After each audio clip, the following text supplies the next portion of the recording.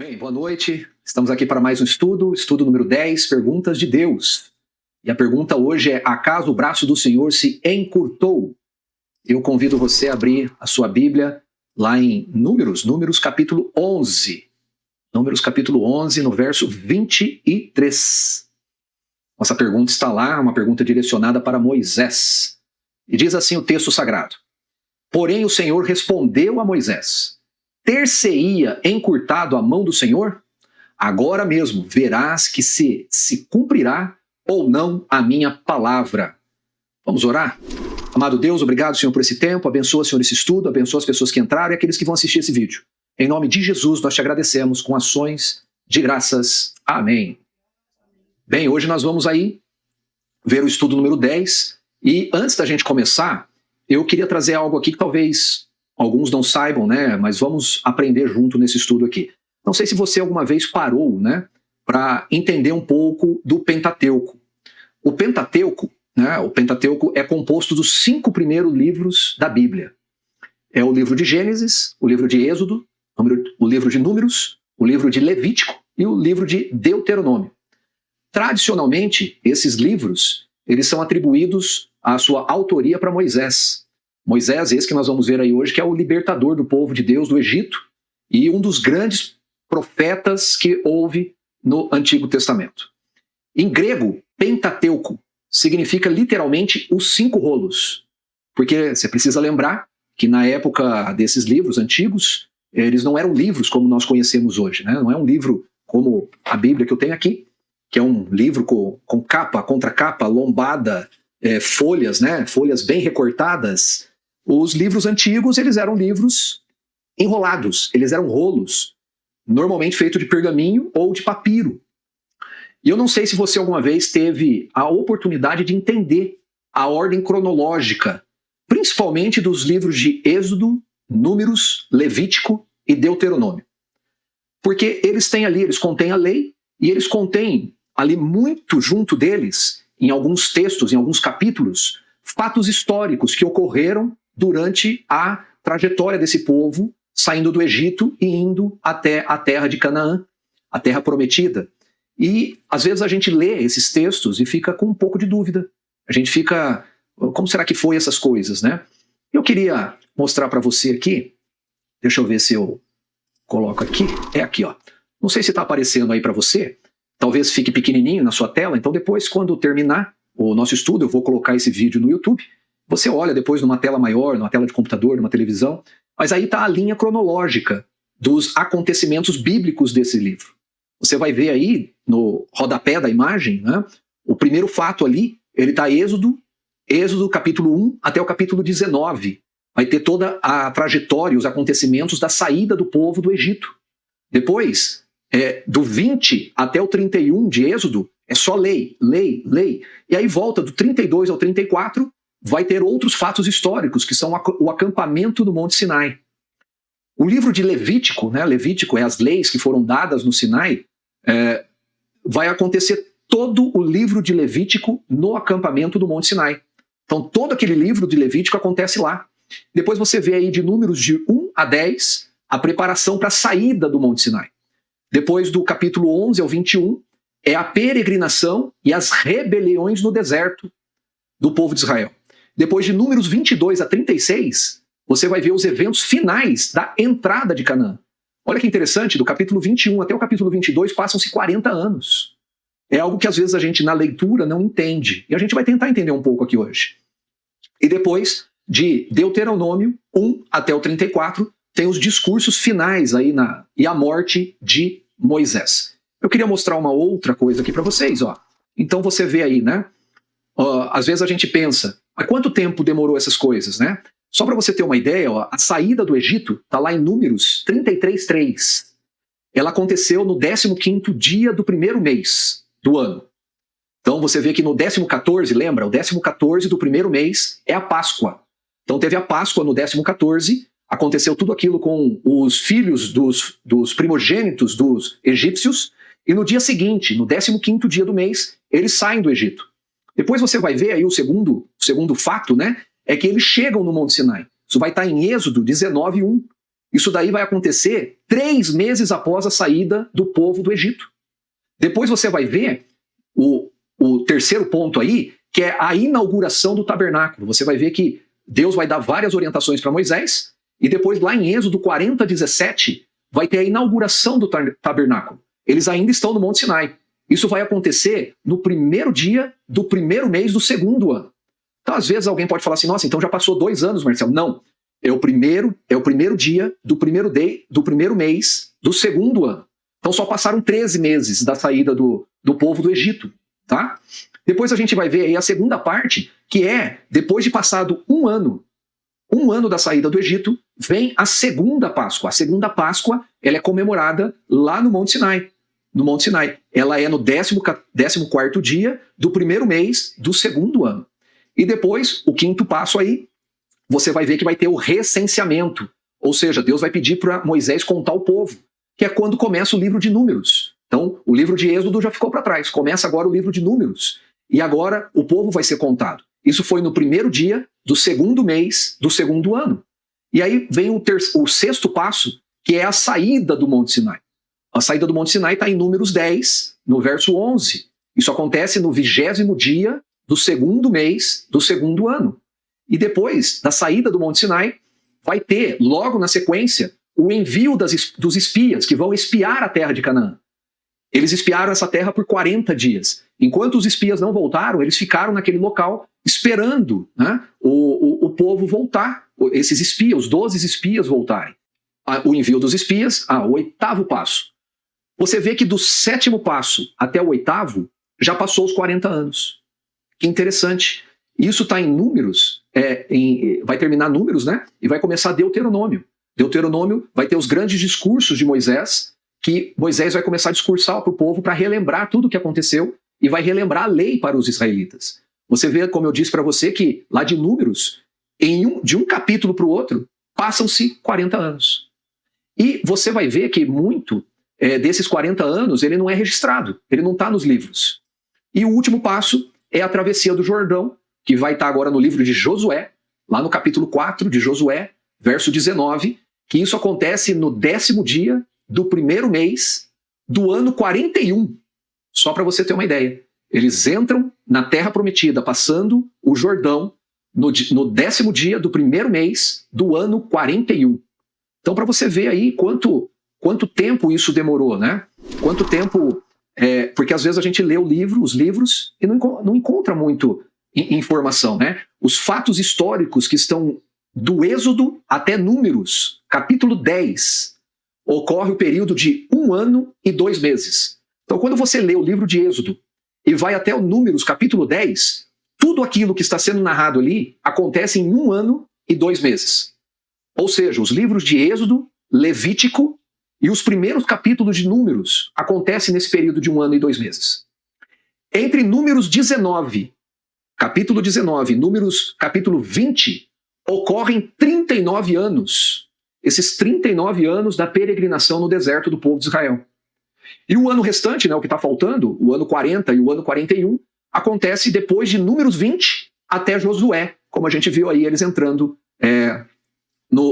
na Terra Prometida, atravessando o Jordão. Então, só para ter coloquei aqui um quadrinho rápido, não sei se você consegue ver aí agora, você que está me acompanhando aqui ao vivo, mas depois, com uma tela maior, numa televisão, num computador, você pode ver. Então, do Egito até o Sinai, 3 meses. O Israel, no Sinai, foram 11 meses. No Sinai, a rebelião dos espias, né, foram poucos meses. Depois, a peregrinação após o julgamento é 38 anos, andando no deserto. E aí, a preparação final, lá em Moabe, quando Moisés faz aqueles discursos, foram mais alguns meses. E tudo isso dá aqueles 40 anos e 1 mês. 40 anos, na verdade, e 10 dias. Porque quando Josué entra na Terra Prometida, ele está no 10º dia do primeiro mês do ano 41. Então tinham passado 41 anos e 10 dias. 40 anos e 10 dias, desculpa. Só para você ter uma ideia disso tudo. Né? Por que isso é importante? É importante para que a gente entenda essa cronologia da jornada dos filhos de Israel até a Terra Prometida. Para que a gente possa situar essa pergunta que a gente vai estudar hoje. Essa pergunta, ela é alvo do nosso estudo, número 10, que é esse estudo aqui. É importante a gente entender.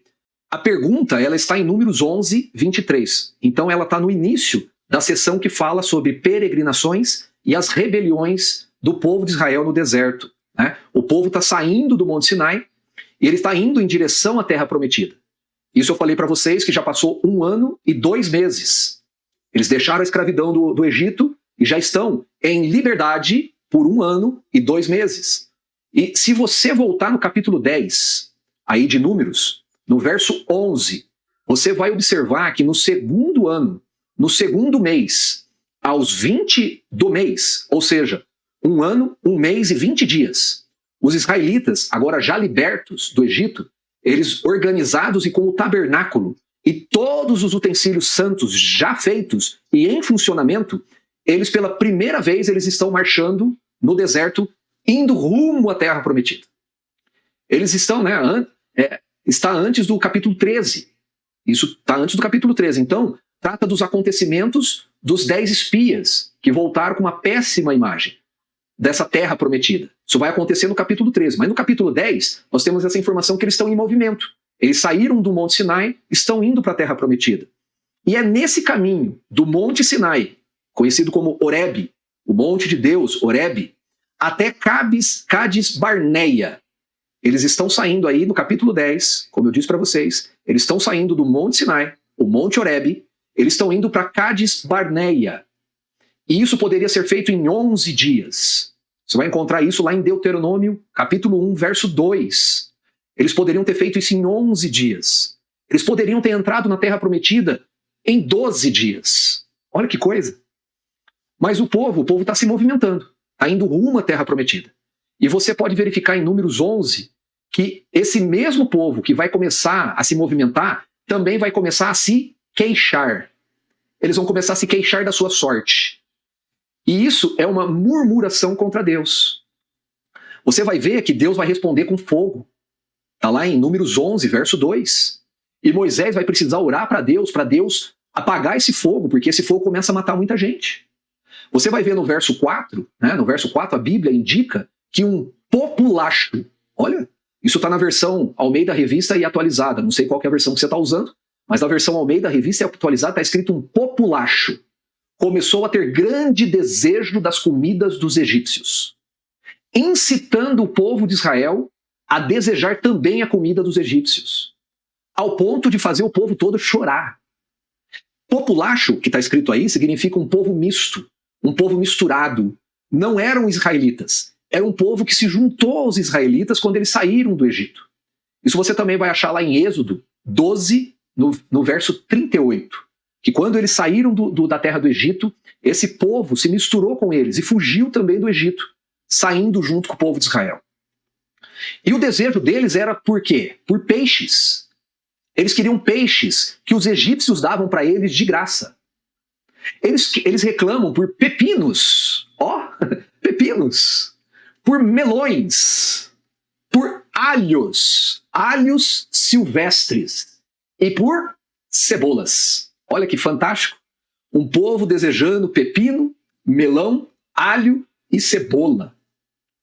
Querendo voltar para o Egito, para a escravidão, por causa de pepino, melão, alho e cebola. Que coisa, hein? Eles desejavam essas coisas e reclamavam do maná de Deus.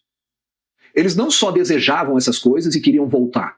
Eles estavam murmurando contra Deus porque eles estavam reclamando do maná que Deus dava diariamente para eles e também de forma gratuita. Mas espera, né? Essa não foi a primeira vez que eles reclamaram e murmuraram. Se você olhar, nesse 1 ano e 2 meses, esse povo já tinha uma lista de rebeldia. Eu vou falar alguns textos aqui, se você quiser tomar nota, depois você olha o vídeo novamente e toma nota aí devagarzinho. Mas lá em Êxodo 15, 29, eles fazem uma grande reclamação num lugar que foi conhecido como Mara, porque tinha águas amargas. Depois em Êxodo 16, do verso 2 ao verso 3, eles reclamam da comida. Depois em Êxodo 16, do verso 19 ao 20, eles desobedecem a ordem de Deus de guardar o maná. Eles desobedecem, querem guardar o maná em excesso. O maná estraga, apodrece, cheira ruim. Lá em Êxodo 16, do verso 27 ao 30, eles desobedecem o sábado. Lá em Êxodo 17, do verso 2 ao verso 3, eles têm uma contenda com Moisés, e lá é conhecido como Massá e Meribá. Depois, em Êxodo 32, do verso 1 ao verso 8, tem a idolatria do bezerro de ouro. Você vê aí quantas coisas. Isso tudo antes da saída deles, agora indo para a terra de Canaã. Ou seja, durante esse 1 ano, eles tiveram várias ocasiões de rebeldia contra Deus. Por outro lado, eu falei 6 rebeldias para você. 6 rebeldias durante esse 1 ano. Por outro lado, nesse mesmo 1 ano, nesse mesmo intervalo de 1 ano, Deus fez para eles, eu vou listar aqui 16 bênçãos e maravilhas que Deus fez para eles. A primeira de todas é as 10 pragas. As 10 pragas do Egito, está lá em Êxodo 7:12. Poxa vida, foram coisas maravilhosas para libertar eles. Depois, outras coisas que Deus fez para eles é a coluna de nuvem durante o dia e a coluna de fogo durante a noite. Êxodo 13, 21 e 22. A abertura do Mar Vermelho. Êxodo 14, 21 ao 31. Depois, a destruição do exército egípcio que estava vindo para acabar com eles. Êxodo 14, 26 ao 28. Naquela reclamação da água amarga de Mara, Deus fez o quê? Pegou aquela água amarga e transformou em água doce. Êxodo 15, 23 ao 25. Depois, Êxodo 16, do 4 ao 15, o maná que Deus deu para eles. Depois, Êxodo 16, do verso 11 a 13, as codornizes que Deus enviou para eles. Depois, em Êxodo 17, 5 e 6, a água saindo da rocha. Depois, Êxodo 17, do 8 ao 13, a vitória maravilhosa que Deus deu para eles sobre a terra de Amaleque, sobre os amalequitas, aquela questão que quando Moisés levantava o cajado, eles ganhavam, e quando Moisés descia o cajado, eles perdiam. Depois, a 10ª manifestação sobrenatural do Sinai. Eles viram Deus aparecendo naquela montanha, com raios, trovões, vozes. Está lá em Êxodo 19, 16 ao 19. Depois Deus fala diretamente com o povo. Êxodo 20, do 1 ao 19. A glória de Deus que aparece no tabernáculo. Êxodo 40, 34 ao 38. O juízo sobrenatural contra Nabade e Abiú. Levítico 10, do 1 ao 2. A nuvem que guiava o povo. Números 9, do 15 ao 23. Os 70 anciões que recebem o Espírito Santo. Números 11, 16 e 25. Que coisa extraordinária. Imagina você ter presenciado todas essas maravilhas feitas por Deus. A Bíblia chama Moisés de o homem mais manso que havia sobre a terra. Está lá em Números 12, 3. Por isso, no verso 10, Moisés não aguentava mais ver o povo chorar e achar pesado o seu cargo. Agora nós já estamos lá em Números 11. Né? Quando eu falei o verso 10, eu falei de Números 11, verso 10. Deus então estabelece 70 homens dos anciões de Israel. Moisés sabia que eram anciões e superintendentes do povo para compartilhar a carga de Moisés, que iam ajudar ele nas suas tarefas mais difíceis de líder. Deus vai além, vai ajudar Moisés a dividir a carga do trabalho e também vai dar de comer a todo o povo, no verso 18. Detalhe, hein? O povo dizia, quem nos dará a carne a comer? Íamos bem no Egito. Está no verso 18. Deus vai dizer que é Ele quem dá a carne ao povo. Mas não por um dia, não por 2 dias, nem por 5, nem por 10, nem por ainda 20. Mas Deus vai prometer que vai dar por um mês inteiro. Ele vai falar, você vai até sair pelos seus narizes as carnes, até que vocês enfastieis dela. Deus vai falar, porquanto rejeitasse o Senhor, que está no meio de vós, e chorastes diante dele, dizendo, por que saímos do Egito? Isso está aí nos versos 19 e 20 de Números 11. Pensa comigo, que coisa espetacular. Já pensou? Você receber de graça carne, não por 1, nem por 2, nem por 5 dias, por um mês inteiro. Que coisa. Mas olha como a pressão estava tão grande, a pressão era tão imensa, que Moisés reage como normalmente nós reagimos. Ele duvidou. Olha o verso 21. Eu vou colocar aí na tela, de novo para vocês. Olha que interessante, o verso 21. E respondeu Moisés para Deus. Olha o que Moisés responde para ele. 600.000 homens de pé é este povo no meio do qual estou. E tu disseste, dar-lhe-eis carne, e a comerão um mês inteiro. Matar-se-ão para eles rebanhos de ovelhas e de gado que lhes bastem? Ou se ajuntarão para eles todos os peixes do mar que lhes bastem? Você vê aí que Coitado de Moisés. Moisés acho que estava com uma carga tão pesada que ele próprio duvidou. Não sei você, mas eu estou sem palavras. O que dizer? Um Deus todo-poderoso. Ele pergunta sobre a extensão do seu poder. É a pergunta de hoje do nosso estudo.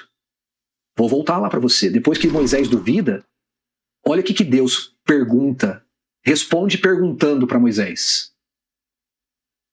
Ter-se-ia encurtado a mão do Senhor?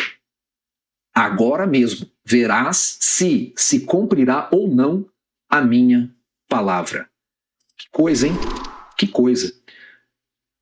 Deus vai fazer a pergunta para Moisés para poder trazer à memória de Moisés a informação da extensão da força e do poder de Deus. Deus faz essa pergunta para Moisés, que é o nosso estudo de hoje, não como uma repreensão. Você vê aí que Deus, apesar da gente ler a pergunta e parece que Deus está repreendendo Moisés, né?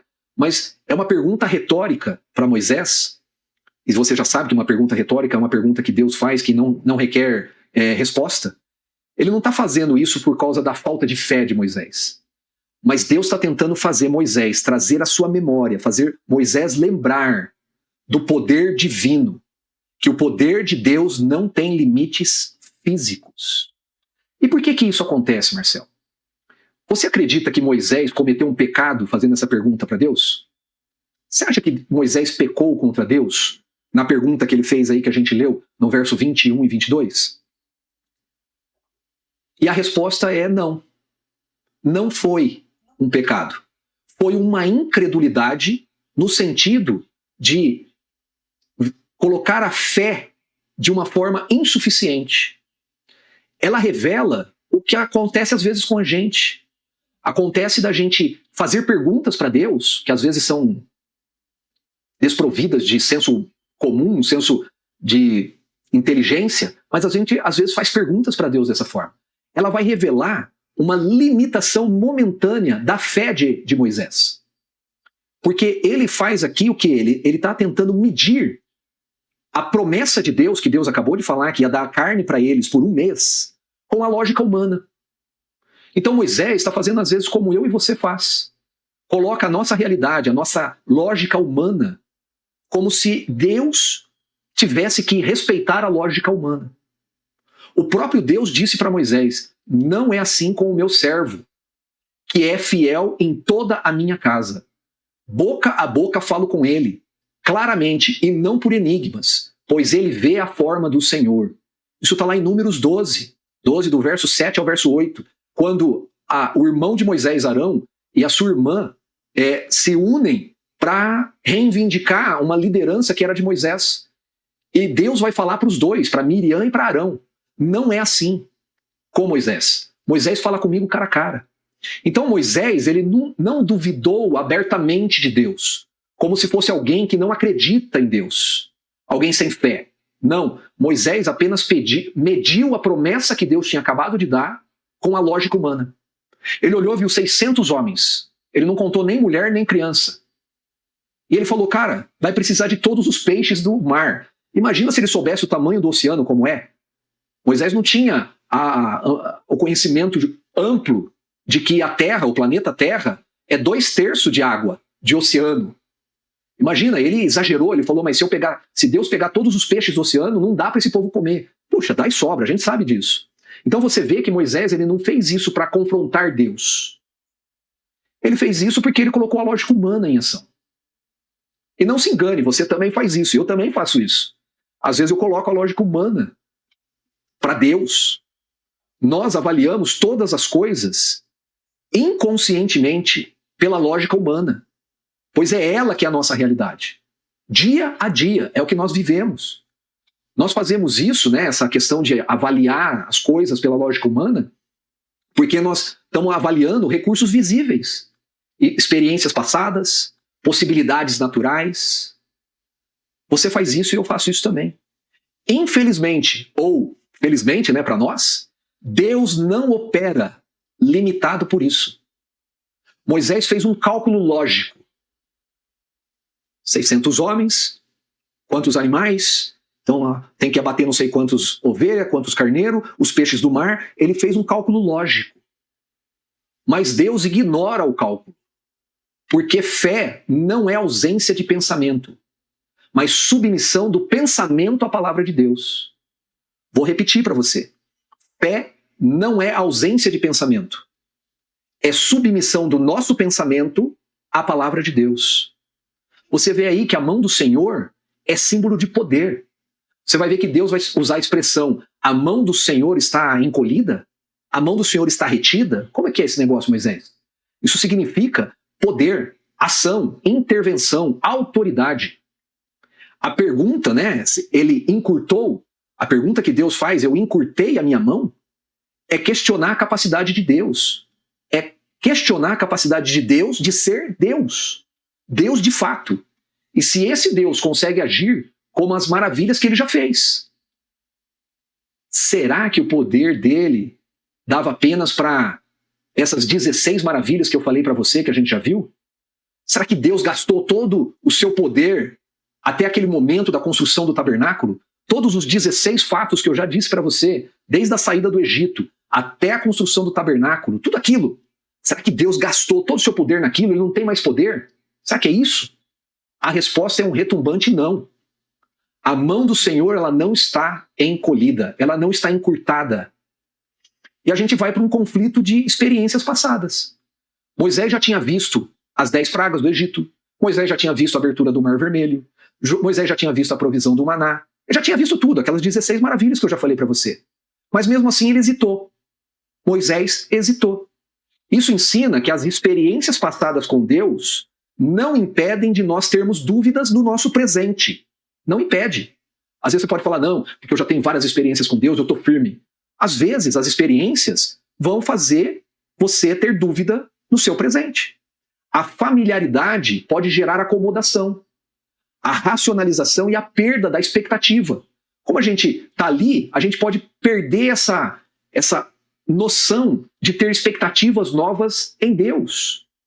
Nós precisamos exercer nossa fé constantemente, porque exercer a fé é isso, é ter expectativas novas com Deus. E Deus, ele responde com ação, não com argumento. Você vê aí que Deus não debate com Moisés. Ele simplesmente diz, agora mesmo, verás se cumprirá ou não a minha palavra. Está no verso 23. E o resultado disso? Deus vai enviar codornizes em abundância. Você vê um pouco mais para frente aí no verso 31 e 32. Vou colocar aí para você não ter dúvida. 31 e 32. Então soprou um vento do Senhor e trouxe codornizes do mar e as espalhou pelo arraial quase caminho de um dia ao seu redor, cerca de 2 côvados sobre a terra. Levantou-se o povo todo aquele dia e à noite, e o outro dia, e recolheu as codornizes. O que menos colheu teve 10 homens, e as estenderam para si ao redor do arraial. Olha, eles levaram um dia, uma noite e o outro dia para colher todas essas codornizes. Deus, ele prova sua palavra na prática. Deus não é limitado pelo improvável. O problema não era a falta de comida, era a falta de fé na provisão. Alimentar uma multidão no deserto era uma situação humanamente impossível. Quem dera por um mês inteiro. Você parou para pensar nisso? Alimentar aquela multidão de 600 homens, só pensa nos 600 homens. Já era difícil. Imagina alimentar 600 homens por um mês. Mas o impossível é o ambiente onde Deus age. E o mais interessante é que, mesmo diante da dúvida de Moisés, Deus não rejeita Moisés. Deus não pune Moisés. E continua usando na sua obra. Deus trata nossas dúvidas com ensino, não com rejeição. Tá bom? O desrespeito às ações de Deus. Você vê que Deus supre todas as disciplinas. Deus supre, mas também disciplina o povo. Você viu que maravilha, né? Verso 31 e 32. Deus cumpriu sua palavra, deu codornizes aos montes, o povo recolheu. Aí você vai ver o que acontece depois. Vejam o verso 33 em diante. Como que o povo reagiu a esse extraordinário de Deus? O povo reagiu com o quê? com exagero e loucura. Vou colocar na tela aí para você. Olha lá. Estava ainda a carne em seus dentes antes que fosse mastigada, quando se acendeu a ira do Senhor contra o povo, e o feriu com praga muito grande, pelo que o nome daquele lugar chamou Quibrote Hatavá, porquanto ali enterraram o povo que teve o desejo das comidas dos egípcios. De Quibrote Hatavá partiu o povo para Hazerote e ali ficou. Então o que acontece? O povo recebeu uma maravilha de Deus, e qual foi a reação do povo? Exagero e loucura, começaram a comer aquelas carnes do jeito que estava ali. E Deus precisou punir o povo. Nos evangelhos, Jesus vai repreender muitas vezes as pessoas pela falta de fé. Não eram apenas críticas, mas convites ao crescimento espiritual. Você vê que todas as vezes que Jesus critica a falta de fé, não era para rebaixar as pessoas, não era para humilhar pessoas, mas não, era para dar um convite a um crescimento espiritual. Na maioria dos casos, eram dirigidas aos próprios discípulos. Você vai ver que Jesus várias vezes critica outros, os de fora, os externos, mas a grande maioria, Jesus critica os discípulos. Para quê? Para que eles crescessem espiritualmente, mostrando que até os mais próximos de Jesus precisam amadurecer na fé. Eu e você, nós precisamos amadurecer na fé. Não tem como a gente falar que tem uma fé e essa fé já está lá, naquele posição e é a melhor posição que tem. Não. Dia a dia, nós precisamos exercer a nossa fé e amadurecer a nossa fé. Moisés era muito próximo de Deus. Adão era próximo de Deus. Não era? Você lembra de Gênesis? Adão era próximo de Deus. A Bíblia nos mostra que muitas outras pessoas também eram muito próximos de Deus. Mas eles tiveram seus problemas nessa área de duvidar da presença de Deus, da ação de Deus. Muitos duvidaram. A mão do Senhor não se encurtou. Não perdeu o seu poder. Deus não perdeu o seu poder. Nem nos dias de Moisés e nem nos nossos dias. Ele continua o mesmo. O que muitas vezes se encurta é a nossa fé. A nossa fé às vezes se encurta. A mão de Deus nunca se encurta. E a nossa fé se encurta quando? Quando nós deixamos de olhar para o que Deus já fez e para o que nós possamos olhar para aquilo que Deus pode fazer, que ainda nós não vemos. Isso é fé. Isso é algo que nós precisamos exercitar. Algumas perguntas para a gente meditar. Eu estou medindo Deus pelas minhas limitações? Às vezes eu olho as coisas que eu posso fazer, às vezes eu olho o que a humanidade pode fazer, às vezes eu olho o que Deus já fez. E às vezes eu limito Deus, dizendo, ele já fez tudo aquelas coisas e ele não pode fazer mais. Será que eu estou medindo Deus dessa forma? Outra pergunta é, eu já tratei uma promessa de Deus como algo improvável? Eu já tive promessas de Deus. Você já deve ter promessas de Deus. Você já deve ter palavras que Deus já deu para você. Como você tratou essas promessas? Como algo improvável? Não, isso daí não vai acontecer. Não, isso daí não é para mim. A minha fé depende do que eu vejo ou depende do que Deus disse? É algo para a gente pensar. E a última pergunta é, eu estou preso na lógica humana ou eu estou preso na palavra de Deus? É isso que a gente precisa pensar. Tá bom? Esse é o estudo de hoje. Espero que você medite nessas palavras e, como está gravado aqui em vídeo, pode voltar ao vídeo, ver as referências que eu dei e fazer novas pesquisas por conta própria. Tá bom? Se tiver alguma dúvida, mande aí as perguntas e a gente vai respondendo conforme for possível. Tá bom? Deus abençoe e até o próximo estudo. Deus abençoe.